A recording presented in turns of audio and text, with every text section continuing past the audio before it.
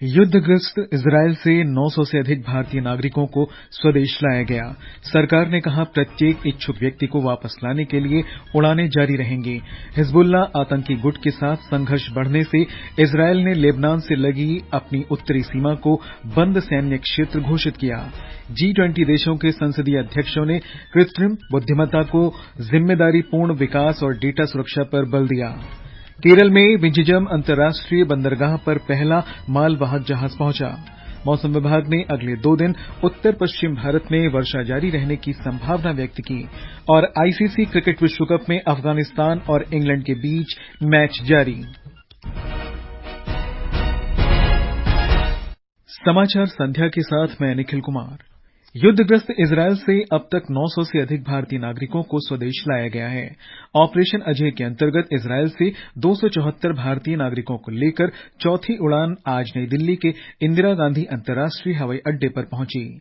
केंद्रीय मंत्री वीके सिंह और कौशल किशोर ने दिल्ली लौटे भारतीय नागरिकों को तिरंगा देकर उनका स्वागत किया। श्री सिंह ने मीडिया से बातचीत में कहा कि जब तक सभी भारतीय वापस नहीं आ जाते उड़ानें जारी रहेंगी। काफी लोग हैं जो कि वापस आना चाहते हैं, तो पूरा का पूरा ऑपरेशन जो है उसके लिए है। अभी स्पाइस जेट की फ्लाइट आ रही है, यही वापस जाएगी। जैसे जैसे लोग आते हैं जो अपने को रजिस्टर कर रहे हैं उनको लेकर आ। यहाँ पर मैंने देखा कि रजिस्ट्रेशन भी जल्दी हुआ है। 2014 के बाद मोदी जी के नेतृत्व में भारत सरकार ने एक बहुत बड़ा संदेश जनता को दिया है कि अगर आप दुनिया में कहीं भी फंस जाएंगे तो भारत सरकार आपके बचाव में आपको लेकर आएगी। इससे पहले 197 भारतीय नागरिकों को लेकर तीसरी उड़ान भी आज सुबह दिल्ली पहुंची थी। केंद्रीय मंत्री कौशल किशोर ने भारतीय नागरिकों की अगवानी की थी। एक रिपोर्ट। 18,000 भारतीयों को इजरायल से वापस लाने के लिए केंद्र सरकार ने ऑपरेशन अजय शुरू किया है। भारतीयों को वापस लाने का निर्णय इजरायल और हमास के बीच जारी संघर्ष के बाद लिया गया। विदेश मंत्रालय ने इजरायल और हमास के बीच बढ़ते संघर्ष को देखते हुए 24 घंटे काम करने वाला नियंत्रण कक्ष बनाया है। यह नियंत्रण कक्ष स्थिति पर नजर रखने के साथ ही सूचना और सहायता उपलब्ध करा रहा है। भारतीय नागरिक विदेश मंत्रालय में स्थापित नियंत्रण कक्ष से टोल फ्री नंबर 1800118797 पर संपर्क कर सकते हैं और ईमेल एड्रेस situationroom@mea.gov.in के जरिए सहायता प्राप्त कर सकते हैं। इसके अलावा तेल अवीव में भी भारतीय दूतावास ने 24 घंटे की आपात हेल्पलाइन शुरू की है। भारतीय नागरिक इस हेल्पलाइन के नंबर 0097235226748 0097254327832 और ईमेल cons1telaviv@mea.gov.in पर संपर्क कर सकते हैं। रामल्ला में भी भारतीय प्रतिनिधि कार्यालय ने 24 घंटे की आपात हेल्पलाइन शुरू की है। हेल्पलाइन नंबर 00972916418 और ईमेल rapramallah@mea.gov.in के जरिए संपर्क किया जा सकता है। संजीव की रिपोर्ट के साथ समाचार कक्ष से मनीषा खन्ना। इजरायली सेना ने आतंकी संगठन हिजबुल्लाह के साथ लड़ाई तेज होने के साथ ही इजरायल की लेबनान से लगी उत्तरी सीमा को बंद सैन्य क्षेत्र घोषित कर दिया है। इजरायल के इस कदम से स्पष्ट है कि हिजबुल्लाह के संभावित हमले से निपटने के लिए तैयारियां तेज कर दी गई हैं। इजरायल को आशंका है कि गजा पट्टी में फलस्तीनी आतंकी संगठन हमास की मदद करने के लिए हिजबुल्लाह दूसरा मोर्चा खोल सकता है।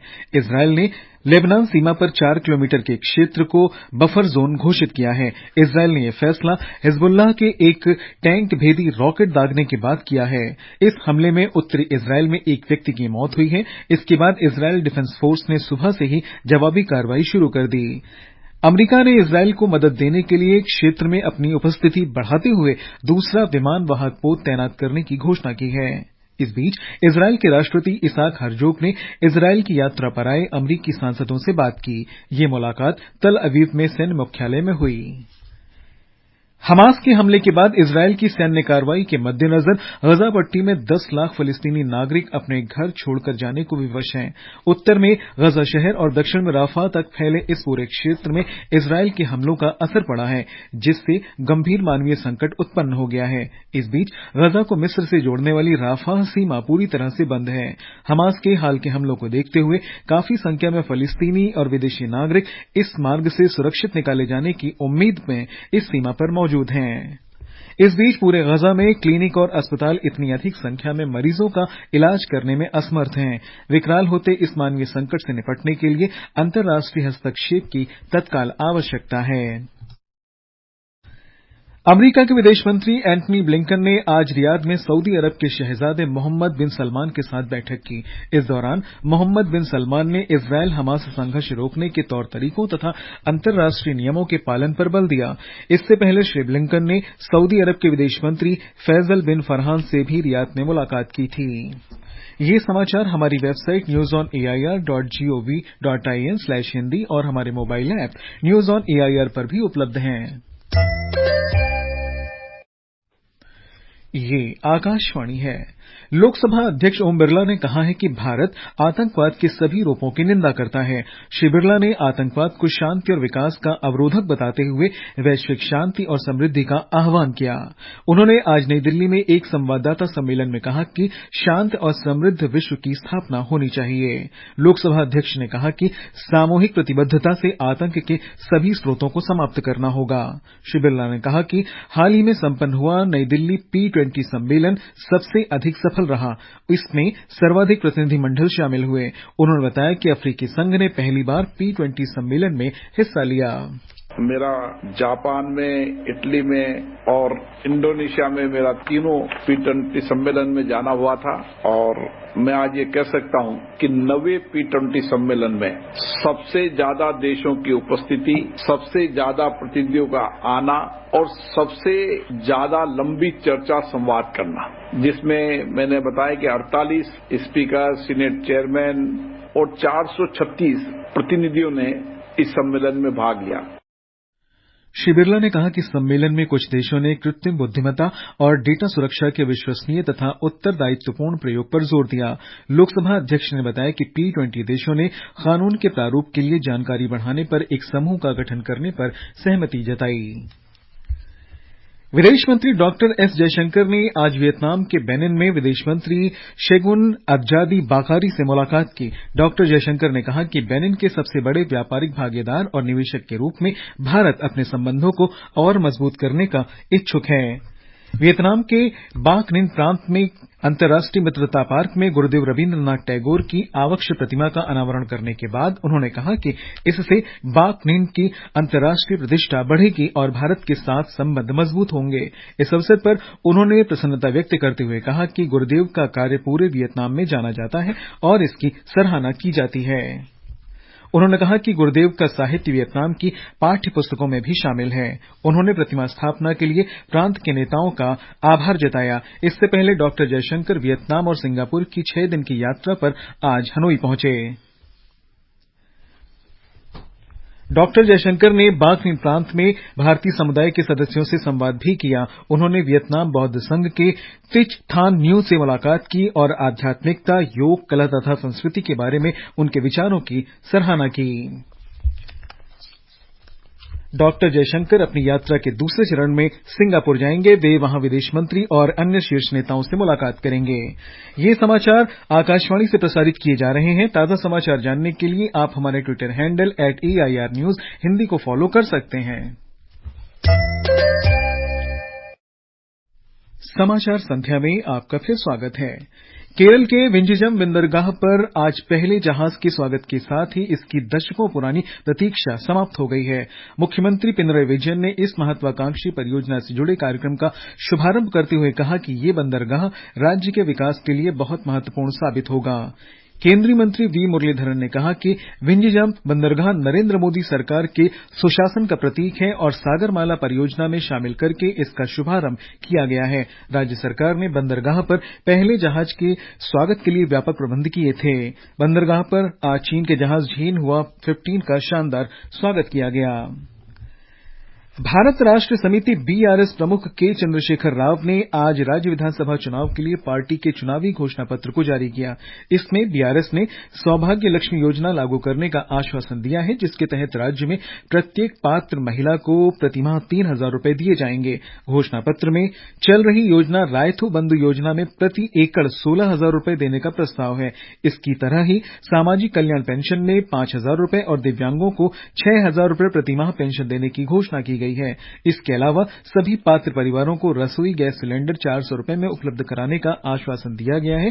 बीआरएस 119 विधानसभा क्षेत्रों में से 115 उम्मीदवारों की घोषणा कर चुकी है। इस बीच कांग्रेस ने राज्य विधानसभा चुनाव के लिए 55 उम्मीदवारों की पहली सूची जारी कर दी है। इस सूची में प्रदेश कांग्रेस अध्यक्ष और लोकसभा सांसद रेवंत रेड्डी और सांसद उत्तम कुमार रेड्डी का नाम भी शामिल है।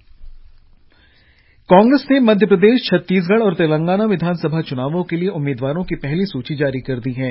पार्टी ने मध्य प्रदेश के लिए 144 उम्मीदवारों की घोषणा की है। सत्तारूढ़ भारतीय जनता पार्टी पहले ही राज्य की 230 विधानसभा सीटों में से 136 सीटों के लिए उम्मीदवारों की घोषणा कर चुकी है। छत्तीसगढ़ के लिए कांग्रेस ने पहली सूची में 30 उम्मीदवारों के नाम घोषित किए हैं। मौसम विभाग ने उत्तर पश्चिम भारत में 17 अक्टूबर तक बारिश जारी रहने का अनुमान व्यक्त किया है। विभाग ने कहा है कि अगले 2 दिन के दौरान तमिलनाडु और केरल में अधिक बारिश होने की संभावना है। कल जम्मू कश्मीर, लद्दाख, गिलगित बाल्तिस्तान, मुजफ्फराबाद, हिमाचल प्रदेश, उत्तराखंड, हरियाणा, चंडीगढ़ और पंजाब में अलग अलग स्थानों पर हल्की से मध्यम बारिश हो सकती है। उत्तर प्रदेश और राजस्थान के कुछ स्थानों में भी कल बारिश हो सकती है। 19 अक्टूबर तक अंडमान और निकोबार द्वीप समूह के अधिकांश स्थानों पर हल्की से मध्यम वर्षा होने के आसार हैं। प्रधानमंत्री नरेंद्र मोदी ने नवरात्र के अवसर पर लोगों को शुभकामनाएं दी हैं। प्रधानमंत्री ने सोशल मीडिया संदेश में कहा कि शक्ति प्रदायिनी मां दुर्गा सभी के जीवन में सुख, समृद्धि, सौभाग्य और अच्छा स्वास्थ्य लाएं। श्री मोदी ने देवी दुर्गा के प्रथम स्वरूप माता शैलपुत्री को समर्पित स्तुति भी साझा की। आज से नवरात्र का पर्व देश भर में शुरू हो गया है। गुजरात में नवरात्रि का पर्व पारंपरिक उल्लास के साथ मनाया जा रहा है। ब्यौरा हमारी संवाददाता से। बनासकांठा के प्रसिद्ध अंबाजी मंदिर और पावागढ़ के महाकाली मंदिर समेत राज्य के सभी शक्तिपीठों में श्रद्धालु बड़ी संख्या में पहुंच रहे हैं। इस त्योहार में 9 दिन व्रत रखकर और अपने घरों में गरबो नामक मिट्टी के बर्तन में दिया जलाकर मां अम्बा के विभिन्न अवतारों की पूजा की जाती है। शाम के समय लोग चनिया चोली और केडियू जैसे पारंपरिक पोशाक पहनकर लोक नृत्य गरबा करते हैं। अपर्णा खूंट, आकाशवाणी समाचार, अहमदाबाद।